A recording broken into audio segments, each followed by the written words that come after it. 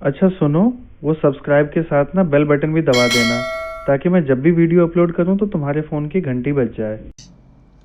Hello students, welcome to our channel The Bridge to Success. We are here to solve the exemplar problems of class 10 polynomials. Last class में हमने exercise 2.1 के 1 to 6 questions कर लिए थे. I hope सबको समझ आ गए होंगे. नहीं तो प्लीज रिवाइंड करके देखिए, अपने आप करिए तभी कुछ बनेगा. ठीक है, अब हम चलते हैं यहां पर क्वेश्चन नंबर 7 पे. देखिए क्वेश्चन नंबर 7 क्या कह रहा है. The zeros of the quadratic polynomial जो कि दे रखा है x square plus 99x plus 127. बोला क्या है, जीरोस क्या है, क्या दोनों पॉजिटिव है, both positive both negative, one positive one negative और बोथ आर इक्वल. ऐसी सिचुएशन में हम एक एक ऑप्शन लेके चलेंगे. तो I take option D first. Assume करते हैं यदि अगर डी जीरो है तो क्या होना चाहिए.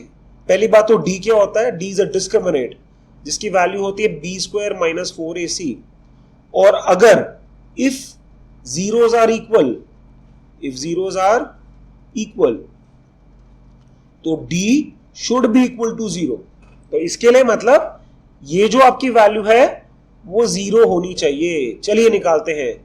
B square minus 4ac 99 square minus 4 into 1 into 127, ये हो जाएगा 9801 माइनस 508.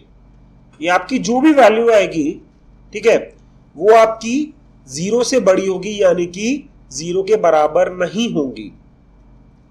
इससे यह कहा जा सकता है कि जो आपका डी पार्ट है वो सही ऑप्शन नहीं है.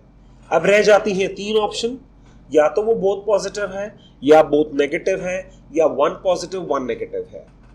ठीक है, अब देखिए आपकी बेसिकली इक्वेशन आपने आइडेंटिटीज पढ़ी होंगी 8th में, 8th और 9th में आपने ऐसी आइडेंटिटीज पढ़ी होंगी. x plus A X plus B, ये क्या हो जाएगा, X square plus A plus B X plus A B, X plus A X minus B, ये हो जाएगा आपका X square plus A minus B X minus A B, X minus A into x plus B, ये हो जाएगा आपका X square plus B minus A X minus A B. और last चीज है x minus A into X minus B, जो कि आपका हो जाएगा X square minus A plus B X plus A B. अब आप देखिए, जस्ट सी दिस इक्वेशन और आप देख के कोरिलेट कीजिए ये कौन सी इक्वेशन के साथ मेल खा रही है. आप देखिए ये पहली इक्वेशन के साथ ही मेल खा रही है, यानी कि it is in a form of, अगर मैं x plus a into x plus b लेके चलता हूं तो ये हो जाएगा x is equal to minus a और x is equal to minus b. ठीक है, यानी कि जो जिस तरह भी रूट्स होंगे वो आपके जीरोस होंगे, वो आपके नेगेटिव होंगे. अगर आप चाहें तो d की वैल्यू निकाल के भी दे सकते हैं, अल्फा बीटा की वैल्यू निकाल के भी देख सकते हैं, आपको पता लग जाएगा. तो इसलिए आपका बोथ नेगेटिव वाला ऑप्शन बिल्कुल ठीक है और बोथ पॉजिटिव आपके सारे बिल्कुल ठीक है, और बाकी जो बोथ पॉजिटिव और ये ऑप्शन आपके वैलिडेट नहीं करते, one positive one negative validate नहीं करते. ठीक है, चलिए नेक्स्ट क्वेश्चन पे चलते हैं. Question number 8. क्वेश्चन नंबर 8 क्या कह रहा है, the zeros of the quadratic polynomial. Quadratic polynomial क्या दे रखा है आपको, एक्स स्क्वायर प्लस के एक्स प्लस के, जिसमें के की इन्होंने वैल्यू कह रखी है जीरो के बराबर नहीं है. कहने का मतलब क्या है, के की वैल्यू या तो पॉजिटिव हो सकती है या नेगेटिव हो सकती है. अच्छा, इन्होंने कहा है कि इस क्वाड्रेटिक इस पॉलिनोमियल के जीरोस क्या होंगे, क्या दोनों पॉजिटिव होंगे, क्या नेगेटिव होंगे, या आर ऑलवेज इक्वल, अनइक्वल, या आर ऑलवेज इक्वल. अगेन इसके लिए मोस्ट इंपॉर्टेंट थिंग क्या है कि पहले आप एक एक ऑप्शन लेके चलिएगा. पहली जैसे डी पार्ट कह रहा है आर ऑलवेज इक्वल, मैं लेके चलता हूं अगर दे आर ऑलवेज इक्वल, तो मतलब d is equal to 0, B square minus 4ac is equal to 0, value डालिए हो जाएगा k square minus 4 into 1 into 4 into 1 into k is equal to 0, ये हो जाएगा k square minus 4k equals 0, ये हो जाएगा k माइनस 4 इक्वल 0, यानी कि k इज इक्वल टू 0 और k इज इक्वल टू 4। ध्यान से देखिए, क्वेश्चन में पहले से ही गिवन है कि k is not equal to 0, यानी कि ये जो आपका ये ऑप्शन है k इज इक्वल टू 0 वाला ऑप्शन बिल्कुल मेल नहीं खाता। ठीक है, यानी कि अब बच क्या जाता है, k इज इक्वल टू 4। मगर एक बात देखिए, सिर्फ k इज इक्वल टू 4 पे जीरोस इक्वल हो रहे हैं। यदि मैं इसकी वैल्यू अगर k की वैल्यू 5, 6 लेके देखता हूं तो मुझे क्या पता लगेगा कि रूट्स या जीरोस इक्वल नहीं है। तो इसलिए खाली एक k की वैल्यू पे हम ये नहीं कह सकते कि जीरोस इक्वल है। तो आर ऑलवेज इक्वल को ऑप्शन कैंसिल आउट हो जाता है। अगली चीज कह रहा है आर ऑलवेज अनइक्वल। हाँ जी, आर ऑलवेज अनइक्वल ये भी नहीं हो सकता, क्योंकि कम से कम एक वैल्यू पे तो ये बात बन रही है ना।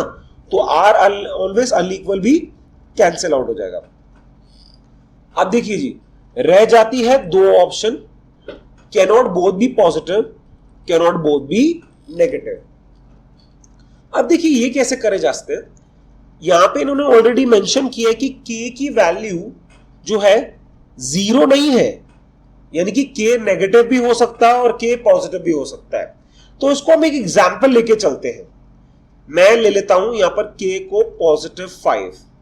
ठीक है, अब देखिए इक्वेशन क्या बन जाएगी आपकी, बन जाएगी x square plus 5x plus 5। अब क्योंकि देखिए मिडिल टर्म यहां पर स्प्लिट हो नहीं सकता, तो उसमें d लेके चलिए। d की वैल्यू होती है b स्क्वायर माइनस 4ac, ये हो जाएगा आपका 5 स्क्वायर माइनस 4 इंटू 1 इंटू 5। ठीक है, यहां पर यह आ जाएगा 25 माइनस 20, आपका d आ गया 5। ठीक है, अब आप क्वाड्रेटिक फॉर्मूला में आपने पढ़ा है या अगर पढ़ेंगे भी कि आपका अल्फा होता है minus b plus square root of d upon 2a। ठीक है, और ये हो जाएगा आपका माइनस b में आ जाएगा आपका minus 5 plus square root of 5 upon 2 into 1। ठीक है, ये जो भी वैल्यू आएगी हो जाएगा माइनस 5। अच्छा, आपकी रूट 5 की वैल्यू करीब करीब 2.23 के बराबर होती है। मैं इसको अप्रोक्सीमेट लेके चल रहा हूं, तो देखिए जो भी वैल्यू आपकी आएगी वो नेगेटिव आएगी। Let's not go in for full calculation.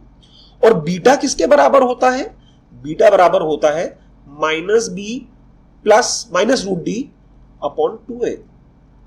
तो देखिए यदि मैं यहां पे लिखता हूं minus 5 minus root 5 upon 2 into 1, तो इसमें भी यही बात होगी कि दोनों वैल्यू यहां पे नेगेटिव आएगी।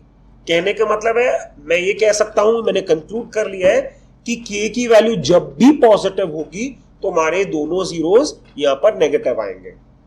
ठीक है, अब लेके चलते हैं यदि k नेगेटिव है तो क्या होगा। अब देखिए यदि k नेगेटिव है, अब k को ना -5 ही ले लेते हैं क्योंकि उधर हमने पॉजिटिव 5 लिया था।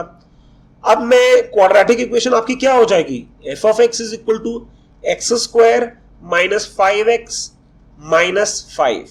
ठीक है, तो अब क्या हो जाएगा देखिए, d निकालिए, b square minus 4ac, d हो जाएगा आपका 25 माइनस 4 इंटू 1 इंटू माइनस 5।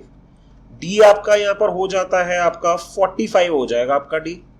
ठीक है, अब अल्फा की वैल्यू निकालिए, अल्फा हो जाएगा minus B plus root D upon 2a, और बीटा क्या होगा अभी भी करा है minus B minus root D upon 2a।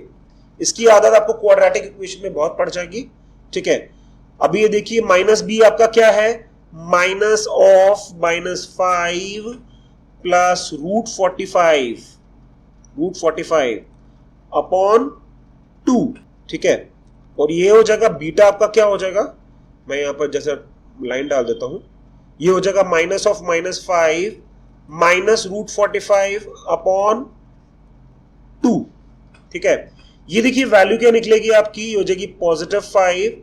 मैं रूट 45 को अगर मैं इसकी प्राइम फैक्टराइजेशन करता हूं, ये आ जाएगा आपका 3 5, तो आपका आ जाएगा 3√5 आ जाएगा, यानी कि इसकी कोई भी वैल्यू होगी, मैं √5 की वैल्यू नहीं निकाल के देखता, पॉजिटिव वैल्यू होगी। यहां पर अगर मैं देखता हूं 5 माइनस ये हो जाएगा 3√5। ठीक है, अगर मैं यहां पर मुझे वैल्यू निकाल के देखनी ही होगी, आपका जैसे कि √5 होता है 2.23 के करीब होता है, तो जो भी वैल्यू होगी आप निकाल के देखिएगा, बिकॉज 3 2 6 होता है, नेगेटिव वैल्यू होगी। ठीक है, यानी कि k की वैल्यू जब हमने पहले निकाला कि k की वैल्यू जब पॉजिटिव है तो दोनों जीरोस नेगेटिव निकल रहे हैं, अगर k की वैल्यू नेगेटिव है तो एक पॉजिटिव एक नेगेटिव निकल रहा है, यानी कि कौन सी पॉसिबिलिटी नहीं है कि दोनों जीरोस आपके पॉजिटिव नहीं हो सकते। सो पहला ऑप्शन इसमें मेल खा रहा है, तो आपका cannot both be positive को एन सर्कल कर लीजिए। ठीक है, अब नेक्स्ट क्वेश्चन पर आते हैं। क्वेश्चन नंबर 9 देखिए, if the zeros of the quadratic polynomial, quadratic polynomial क्या दे रखा है जी, ax² plus bx plus c, जिसमें c 0 के बराबर नहीं है, c is not equal to 0, are equal. देखिए यहां पर पहले से ही बोल रखा है कि जीरोस अगर इक्वल है, तो जैसे कि पहले दो क्वेश्चन में भी करा था कि जीरोस कभी भी इक्वल होंगे तो क्या हो जाएगा, डिस्क्रिमिनेंट आपका 0 हो जाएगा, यानी कि b² minus 4ac equal 0, b² is equal to 4ac। अच्छा, इक्वल होने के बाद क्या है, c and a will have opposite sign, c and b will have opposite sign, c and a will have same sign, c and b will have same sign। ये तो देखिए करके पता लगेगा। ये देखिए b² is equal to 4ac है। अब देखिए b की अगर नेगेटिव वैल्यू भी होती है, मैं माइनस b² भी ले लेता हूं, तो भी आपका लेफ्ट हैंड साइड है, ये LHS है, ये हमेशा आपका पॉजिटिव आएगा। ठीक है, तो इसका मतलब क्या है, अगर लेफ्ट हैंड साइड आपका पॉजिटिव है तो a और c को भी यहां पर a या तो पॉजिटिव है, c भी पॉजिटिव होगा, या a नेगेटिव है, c भी नेगेटिव होगा। मैं इसलिए ऐसा कह रहा हूं क्योंकि हमने इंटीजर्स में पढ़ा है, पॉजिटिव इंटू पॉजिटिव वैल्यू जो होती है हमेशा आपकी पॉजिटिव होती है, और नेगेटिव इंटू नेगेटिव वैल्यू भी आपकी पॉजिटिव होती है। कहने का मतलब है आपके a और c के सेम ही साइन होने चाहिए। देखते हैं ऐसा ऑप्शन है, जी हां, c पार्ट आपके बिल्कुल करेक्ट है। चलिए अगले क्वेश्चन पे चलते हैं, आपका क्वेश्चन नंबर 10। क्वेश्चन 10 क्या कह रहा है, if one of the zeros of the quadratic polynomial, polynomial देखो जी यहां पे दे रखा है f of x is equal to x² plus ax plus b, एक जीरो, अच्छा, is negative of the other. देखो ध्यान से दोबारा पढ़ो, if one of the zeros of the quadratic polynomial is negative of the other. मैं एक काम करता हूं, पहले जीरो को let's first zero be alpha. ठीक है, तो सेकंड जीरो क्या हो जाएगा आपका, जैसे कि उसने क्या कहा, पहला जो है दूसरे का नेगेटिव है। ठीक है, अब क्या करेंगे, आपको पता है सम ऑफ द जीरोस क्या होता है, क्या होता है, sum of the zeros is equal to minus coefficient of x divided by coefficient of x²। अब ये क्या है, देखिए जीरोस का सम क्या होगा, alpha plus minus alpha is equal to minus a upon what is the coefficient of x² sorry 1, तो ये 0 हो गया, minus a is equal to 0, यानी कि a की वैल्यू 0 है। अच्छा, इसमें ये चीज कह रहा था कि अगर आप ऑप्शंस पढ़े, has no linear term and the constant term is negative, has no linear term and the constant term is positive. यहां पर देखिए नो लीनियर टर्म कह रहा है, नो लीनियर टर्म का मतलब है क्या है कि आपका x का कोफिशिएंट है वो 0 होना चाहिए। No linear term means means the coefficient of x is 0। तो देखिए यहां पर तो आपने a इज इक्वल टू 0 निकाला है और जो x का कोफिशिएंट a है, तो यानी कि मैं अगर a और b पार्ट देखूं, has no linear term and constant term is negative, has no linear term and constant term is positive. ठीक है, तो c और d पार्ट तो अपने आप ही कैंसिल आउट हो जाते हैं, यानी कि या तो अब देखिए कांस्टेंट टर्म नेगेटिव होगा या पॉजिटिव होगा। ये हम प्रोडक्ट ऑफ द रूट्स निकाल के देखते हैं। देखिए अल्फा इंटू माइनस अल्फा, हाँ जी, प्रोडक्ट ऑफ द रूट्स क्या होता है? प्रोडक्ट क्या होता है ये तो सबको पता है। अब तो प्रोडक्ट ऑफ द जीरोस होता है कोफिशिएंट और sorry constant upon coefficient of X square. हाँ जी, ये हो जाएगा माइनस अल्फा स्क्वायर, क्या है कांस्टेंट क्या है b, and what is the coefficient of X square 1, यानी कि मैं कह सकता हूं alpha square is equal to negative b। इसका मतलब कांस्टेंट जो है आपका नेगेटिव है, तो a और b में से देखिए वो कह रहा है has no linear term and the constant term is negative, यानी कि हमारा b भी कैंसिल आउट हो जाता है, a बिल्कुल ठीक ऑप्शन है। होप आपको सब समझ आ गया है। चलते हैं इस एक्सरसाइज के लास्ट क्वेश्चन पे। देखिए लास्ट क्वेश्चन क्या कह रहा है, आपको यहां पर ग्राफ दे रखे हैं। देखिए क्वेश्चन क्या कहता है, Which of the following graph is not the graph of the quadratic polynomial? अब देखिए क्वाड्रेटिक पॉलिनोमियल का कोई भी ग्राफ होगा, उसकी प्री कंडीशन होगी क्या कि उस ग्राफ को पैराबोलिक होना पड़ेगा। हम यहां पे लिखेंगे the graph of the quadratic polynomial is always parabolic। इसका मतलब क्या है, U शेप। ठीक है, तो अब यहां पर इजीली हम गेस कर सकते हैं कि कौन सा वाला होगा। देखिए पहला तो U शेप बन रहा है यानी कि पैराबोलिक है, सेकंड वाला भी है, थर्ड वाला भी है, लेकिन फोर्थ वाले में देखिए कुछ पैराबोलिक नहीं लग रहा, तो आप फोर्थ वाले को एनसर्कल कर सकते हैं। तो ठीक है, तो फोर्थ आपका राइट ऑप्शन है जिसमें ग्राफ पैराबोलिक नहीं है। By this we have finished this exercise. I hope सबको 7 से 11 क्वेश्चन समझ आ गए हैं। अगर नहीं आए तो प्लीज इसको रिपीटली देखिए और प्लीज कमेंट करिए, कहीं अगर कंफ्यूजन है तो नेक्स्ट वीडियो में उसको रेक्टिफाई करा जा सकता है। ठीक है, चलिए होप सबको, by this we'll end this session। ठीक है, थैंक यू।